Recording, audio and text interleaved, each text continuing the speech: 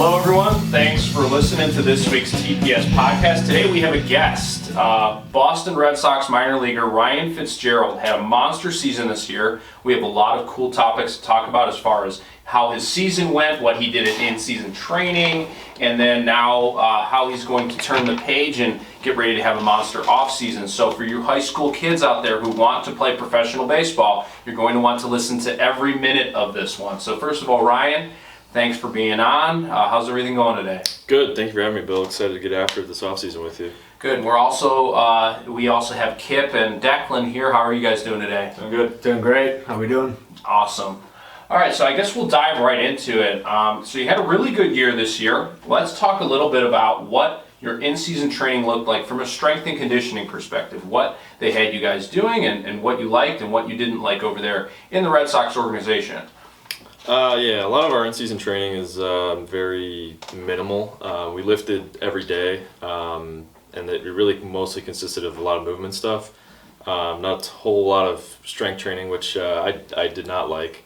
We would lift, heavy, call it heavy. It's not very heavy, but about once, maybe twice a week, if you're lucky.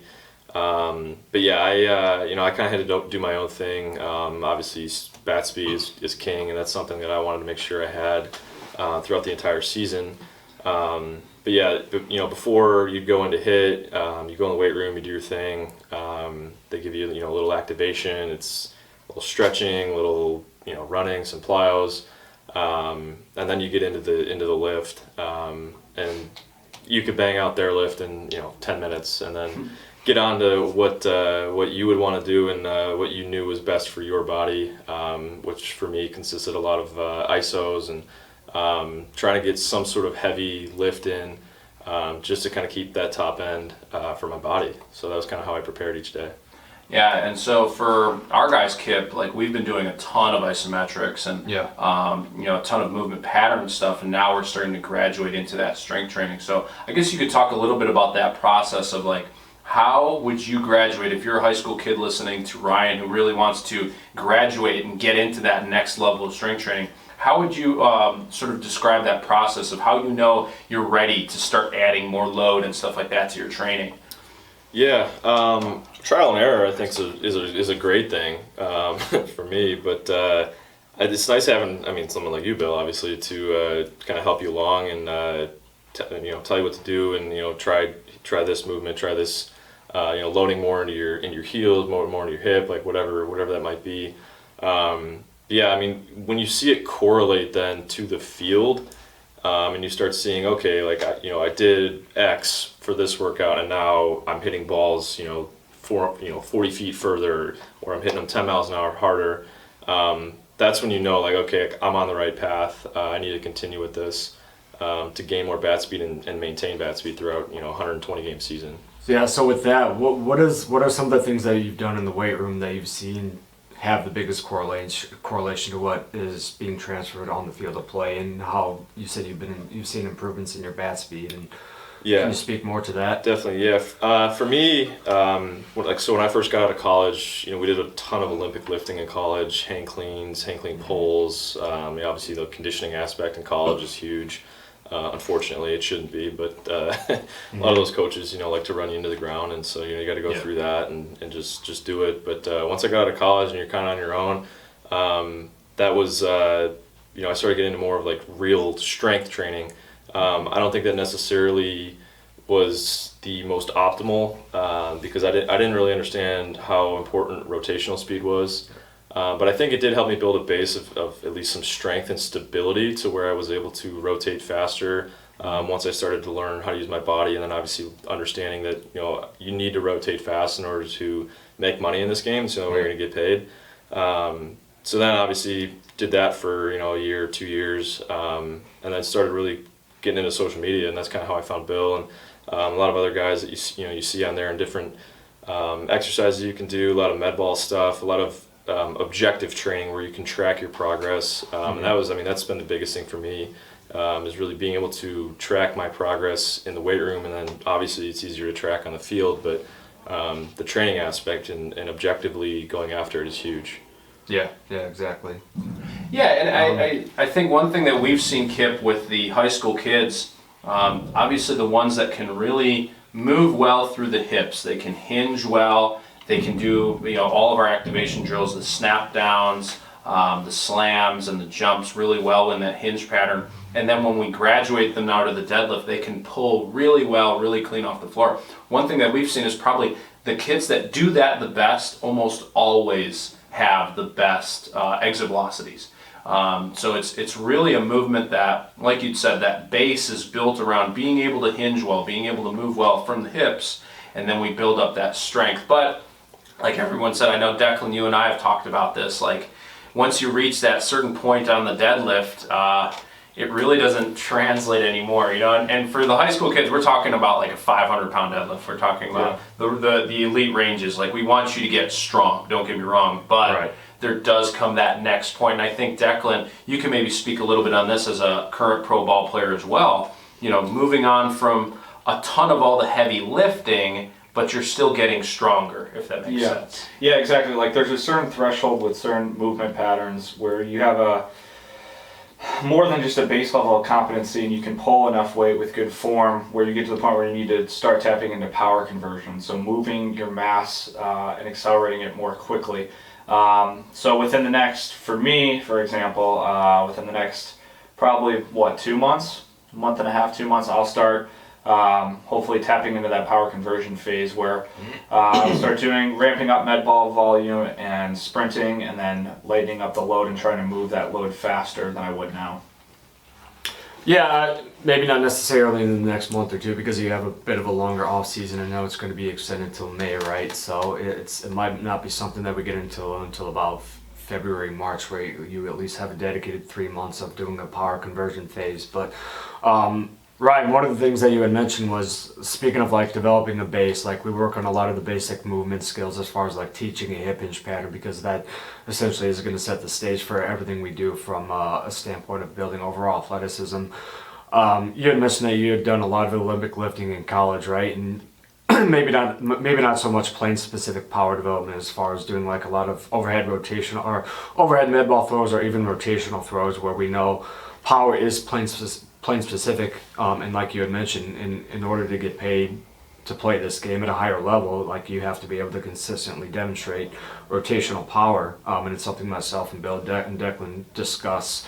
I'd say we exhaust this topic of discussion when it comes to developing rotational power, because everybody wants to throw 90 plus miles an hour off the mound. A top exit velocity is probably 105 to 110 plus to be able to get to play at that level. So where have you kind of transitioned from doing more the Olympic lifting based stuff, which could definitely have given you a solid base to transfer to rotational power, but what has allowed you to kind of transfer from that Olympic lifting base to developing more rotational power? Like, have you seen significant improvements in your power development from doing that? Yeah, definitely. After developing that base, yeah. For sure. And I think everyone's obviously different. I never was like the strong kid growing up. I was always just a little guy that played good defense, hustled, like did all the right things. But like, I grew up in the era of I mean, you guys did too, of, elbow up and, line drive, stay down through the ball. And like,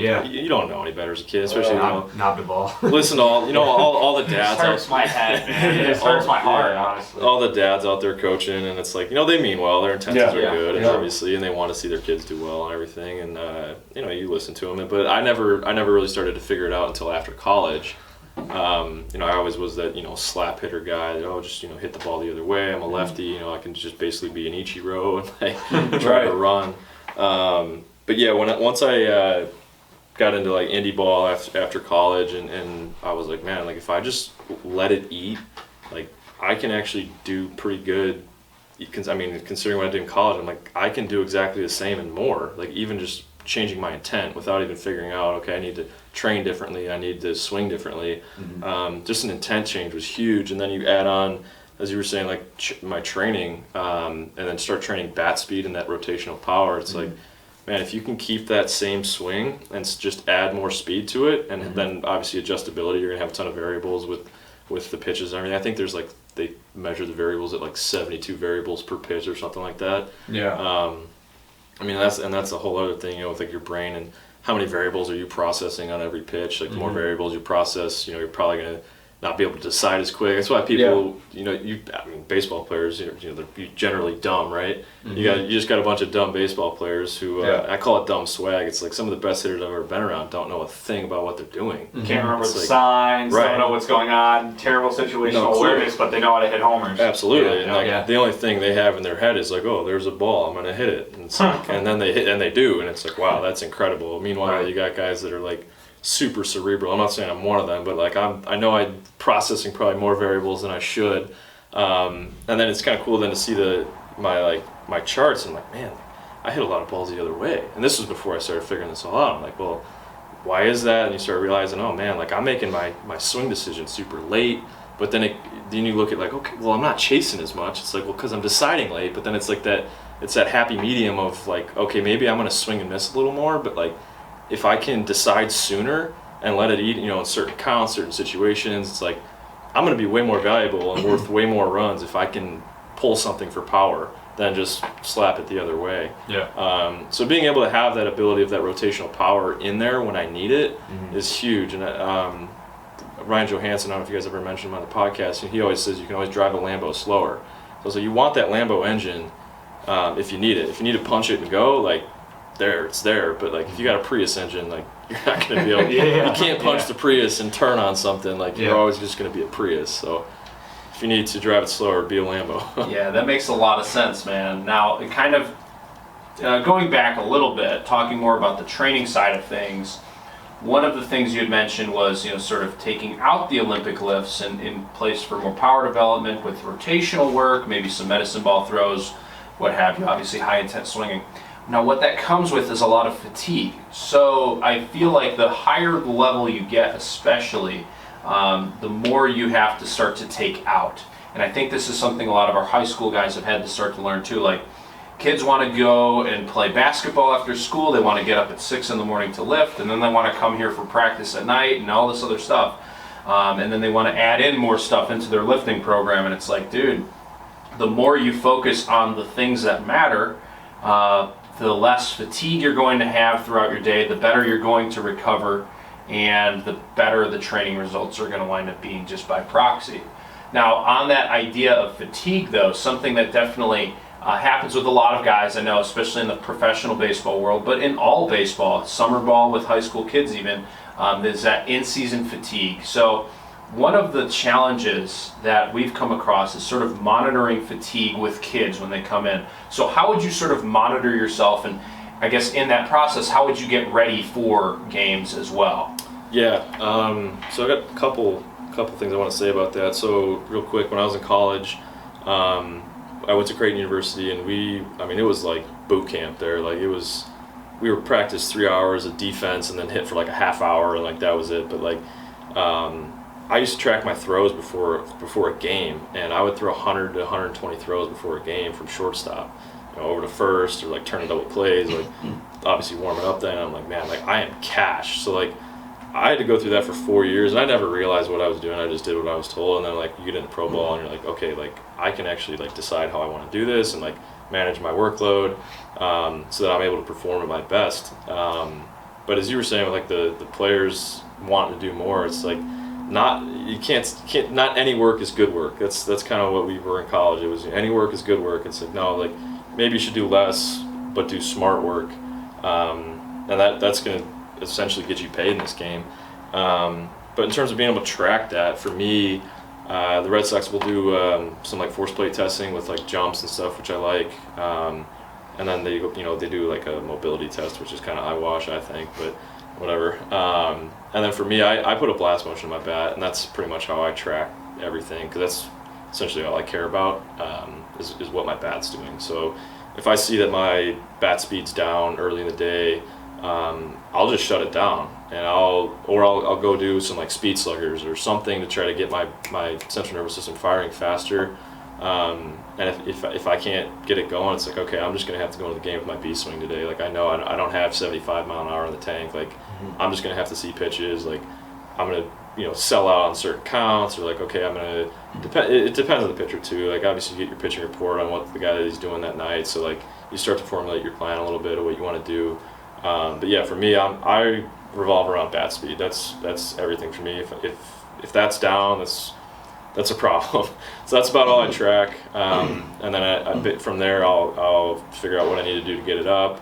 But that's something I spoke to you a little bit about, with all those sensors, the push sensor, like being able to track more of like your nervous system and how fried it is. Like, because I've never really been able to track it other than bat speed. That's really the only measurement that I have. Obviously, you can get exit velos in game and stuff like that, but at the end of it, it's bat speed. That's what's producing the exit velo.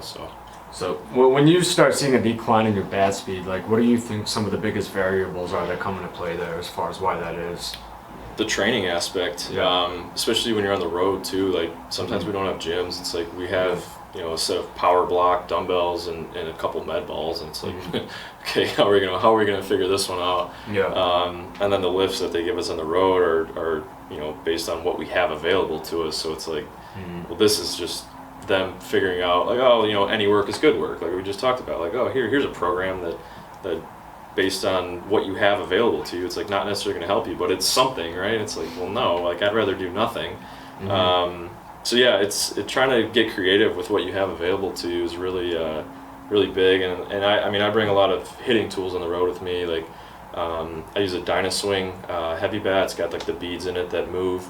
And then I use a stick bat for my underload. I'll do stuff with plyo balls, hitting tennis balls, short bat, long fungo, like anything to just kind of shock the central nervous system a little bit and kind of give yourself a new feel. Try to make myself go faster than I really need to in a game. Yeah, I like that a lot. And so now you can really start to track how things are changing over the course of the season. Did you notice that you had any losses in bat speed over the course of the season?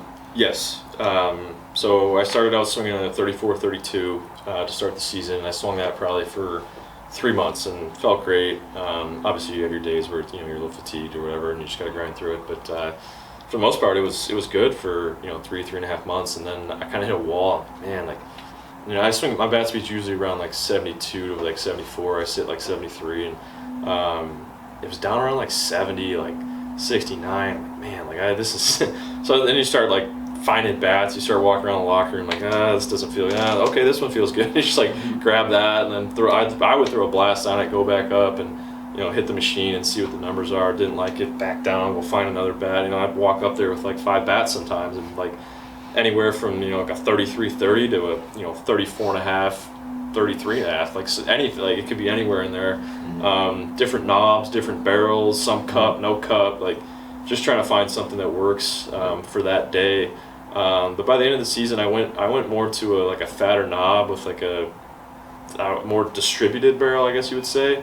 And then my bat speeds went up. So I think that's, in pro ball especially, like being able to pick different bats and different weights of where the weight is on the bat is huge. Yeah, and I think for the high school kids listening, what you can really get from that is the fact that this is a very highly trained athlete, and both Declan and yourself have talked about this concept. Like, they're very highly trained, and as well as they trained in the off season, the reality is that when you enter that season versus when you exit that season, you're going to probably be functioning like a different athlete. It's just the strength losses, the velocity losses. It's inevitable for the game that we play because you have to show up every single day ready to work. So for those high school kids, you think you start your baseball season in March or April, and now you're running all the way till the end of July, early August for summer ball. You're looking at a lot of baseball that's being played there, and the reality is, like, you could be functioning and throwing a lot slower, and now we're trying to play catch up here in the early fall. So it is something like, kids, you really have to monitor yourselves. Obviously, make sure that you're not overdoing things, you're not trying to do too much with too much extra stuff. When you get in the weight room, get your work done, try to get in the recovery center. And this is something that we have that we're building up here as well. With the recovery room, we have the infrared sauna coming in the next couple weeks. We have a bunch of stuff that we've already put in that recovery center. So I know, Kip, you can speak on this, of how important it is for kids, instead of going and doing extra stuff, work really hard when it's time to work and then recover after.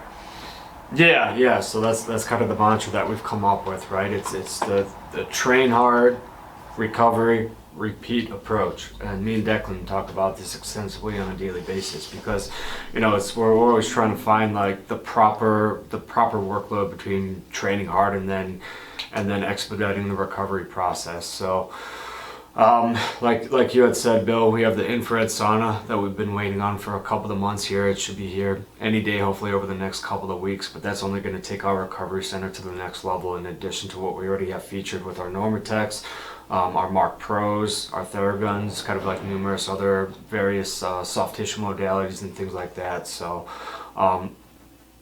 start to build those positive habits as early as you can, as far as managing overall workload and getting into the recovery center so we could bounce back and come back stronger in the following days and continue to make progress in performance and eventually once we get onto the field and play. Yeah, if I could touch on some of that Yeah. too. So like in 2019, it was my second year with the Red Sox, third year in pro ball, and like I was just like go. I'd get in, like we get in early, we do our early work, and like I would hit off the machine like just constantly, and I wasn't tracking anything at this point, so I had no clue what was going on. I was just strictly based on feel and like what my body felt like, and if I wasn't hitting the machine well, I just kept going. Like I would take 100 swings, 150 swings sometimes before a game. Like I mean, I look back on it and I think like at the end of the week, like I probably took over like 1,000 swings off of like a high intent velocity machine, like until I found it. And sometimes it'd be right up until game time where I'm like still going, I'm like, shit, I can't find it. Like I gotta go play. And then you just like run out there and like try to get it. And sometimes you come in between innings, like hit the machine some more. It's like, that was so detrimental to me because like if you don't have it that day and your bat speed's not there, like continuing to do it just isn't going to help. It's going to make it worse. That was something I was able to figure out. If young guys can figure that out early, like they get a process of like prep work with the med ball and like you're talking about like the potentiation and getting all that ready. That's huge. Like, and I had no clue what any of that was until really this year. Yeah. Early on, like if you figure that early on, like man, you're going to be a stud.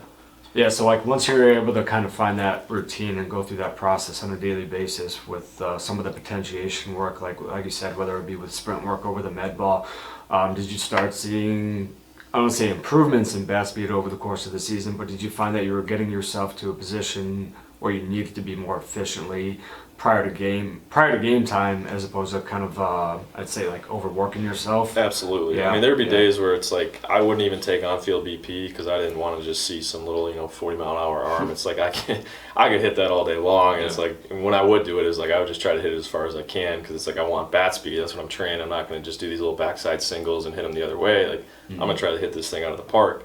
But yeah, I would take. There were some days I'd take like 15 swings before a game. And that's it. Like, okay, I'm ready. Like, my bat speed's there. Like, everything, I feel good. Like, I don't need to do anymore. Like, I've seen the machine for 10 pitches and, like, okay, let's go. Like, game time. Let's play. But, like, some days it's like, all right, like, like, my, attack angle's off or, like, whatever it is. And then it's like, it might take an extra, 10, 15. But it's like, I think this year I took maybe at the most, like, 40 swings before a game. Maybe.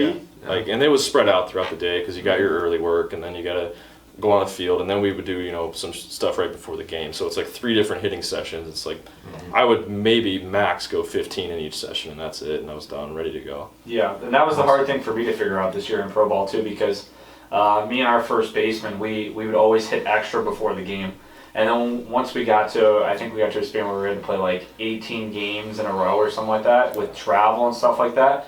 And we were going, and then both of us started struggling and scuffling, and we're like, maybe we should take a day off, but we're like feeling like guilty because we're not getting our extra work in. So I think I talked about this on another podcast, but what I started doing that I found good success with was, I would take BP on field, but like you said, like it's somebody throwing like over the top, so like I would try to make sure I would get in certain groups of people who would actually throw a firm batting practice, go for the windup, make it more realistic, and maybe I get my 20, 25 on field maybe. But then if I felt like I needed more, I would just go down and watch our pitcher, especially when he throw off speed. So I could get my brain used to that and that velocity, but also not tax myself physically, but still get my work in neurologically. So that once I went into the game, I wasn't so thrown off from the 30-mile-an-hour BP and seeing 95, So it was that was a little tip or a little trick that I found that really helped me with longevity throughout the year. So I stayed fresh, but still got my work in, just in a smarter way. Like you touched upon, it's all about not only working hard, but working hard and working smart. Yeah, now moving on to the last big topic here is about, turning the page to the off season. So obviously the goal is to hit for even more power next year, and that's how you're really going to get paid. So how does strength training, our kind of area of expertise, Kip and I, like how does strength training tie into that for you? Yeah, it's obviously huge, and that's why I'm starting earlier than I ever have any other season. We finished September 19th, and I think it was in here October 8th or 9th or whatever it was. It's trying to increase that ceiling in here, not so much to we've talked about this before, Bill, where it's like when you square up a ball, it's like it's gonna go, but like I want to increase the ceiling so that my floor comes up, and it's like those miss hits start to become more successful, and those will land, and those balls that get caught at the wall are going to go over, and the ones that the infielders catch are just going to get over their head just enough. So coming in here and being able to track all the med ball throws and how fast we're moving the bar and stuff like that, like that's increasing the ceiling in here, which is going to increase my ceiling out there, and that's it's going to be huge. You could probably talk more on this, but I'm excited to see how quickly I can turn into something more powerful and more quick, I guess, come season time. Yeah, and so something that we did talk about off air maybe yesterday or the day before was about how you want to increase your ceiling for a multitude of reasons. Obviously, you want to have more miss hits that turn into doubles and home runs. But you also want to have it so that when you do drop off in some swing velocity over the course of the season, you're starting the season at a higher spot. So at the end of the season, you're still sitting mid-70s and you're still hitting absolute moonshots instead of struggling to get something that can carry. And I do think that matters quite a bit. Like you're raising your floor, as you said. You're raising those bad days. Now those are better. You're more powerful in that moment as well. And so a big thing that we had talked about was, two key areas that we want to improve power from in order to ultimately transfer to that rotational power was put more force through the ground, and when we press and pull with our upper body, it is extremely forceful. Those are the three things. And Kip, I know we talk about it all the time with kids. Maybe it's not with the bar speed sensor necessarily, but you think deadlift, lunge, press, and pull. Those are things that we hammer with kids on a nightly basis. So I guess you could talk a little bit about that as well with the high school kids matching that. Yeah. I mean, for us, it always comes back to the fundamentals, right? Take what we were talking about earlier with developing a basic athletic pattern such as a hip hinge. Like that's going to set you up for success for essentially everything we do, whether it's learning how to deadlift appropriately, and then eventually once you come to that point where you've gotten to be strong enough, which for the majority of high school guys that's not going to be until a point where you get to the college level, but we're definitely setting you up for once you do get to the college level if you continue to play past high school ball. But that's when we're going to start getting to more of a power conversion phase and focusing more on speed and power development. But you've got to be able to establish the foundational stuff and the prerequisites before you can get there and essentially develop enough strength, whatever enough strength is. We don't quite have the answer to that question yet, whether it's a 2 to 2.5 times your body weight when it comes to a deadlift or a squat. Then you can start focusing more on the speed aspect and like you had mentioned, Bill, monitoring bar speed, whether it's with a bar sensor or with a push band or whatever it may be, and we could train that force velocity curve on the other end of the spectrum where we are training more for velocity and pure power output. Yeah, and I guess the last sort of topic, I guess Declan, you can talk a little bit about this as well as you, Ryan.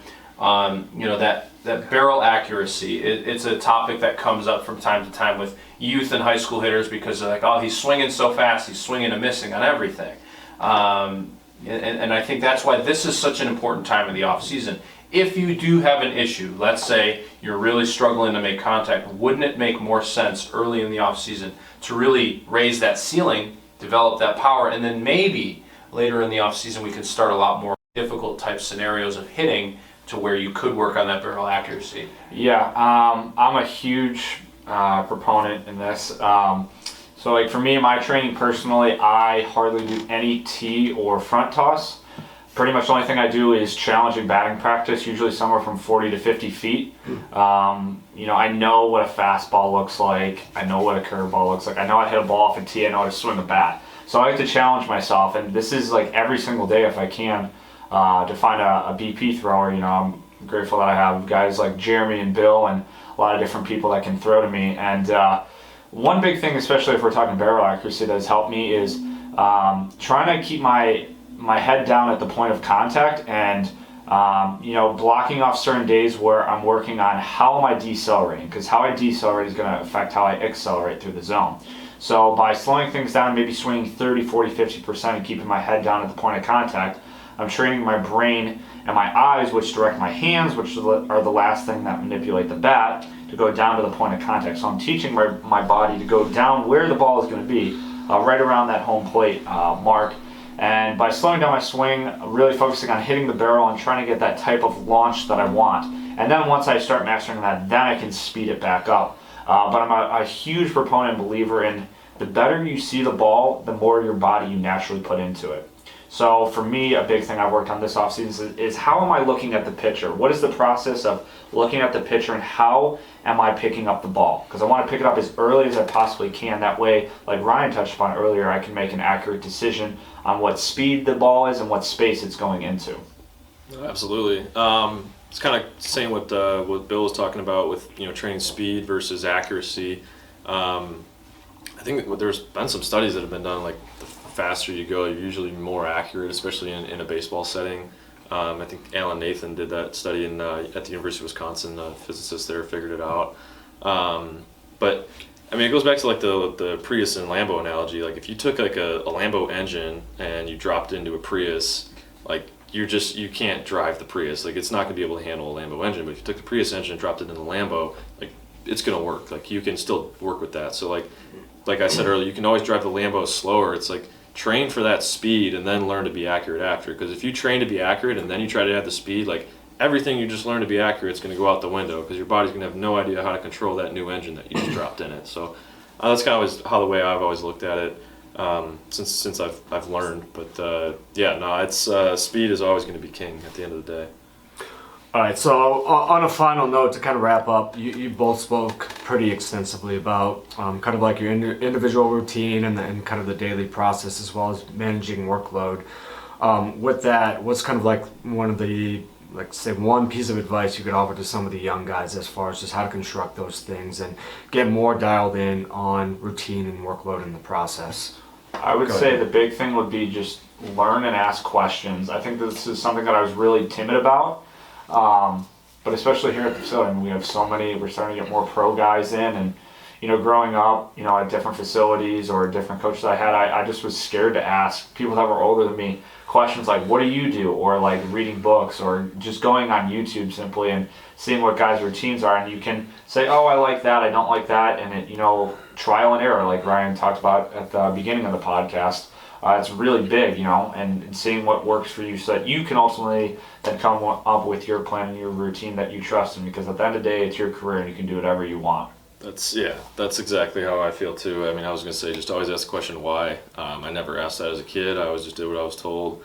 And don't be afraid to call bullshit on people, because there's a lot of it out there. Yep. And if they don't have a good answer for you, it's most likely bullshit. Mm-hmm. So yeah, at the end of the day, it's like I made a YouTube video on this a while ago. It was like, don't ever live with the question of what if, because it's gonna kill you. Like, make sure you leave it all out on the table. You turn it over every stone, because at the end of the day, if you're not where you want to be and you're constantly questioning, man, what if I did this? What if I did that? Like, this can be a tough one to live with. So don't live with that. Yep. So basically, be self-sufficient, be your own best advocate, take ownership of the process, right? And yep. I think that's a great note to end on. Is there anything, any kind of final touches anybody wants to touch on here? Bill, you have anything to say to the audience, or any of you guys? You kind of want to you want to kind of give out your social media, maybe see if guys can kind of follow you for some of the content that you guys put out as well, and continue to follow along your advice.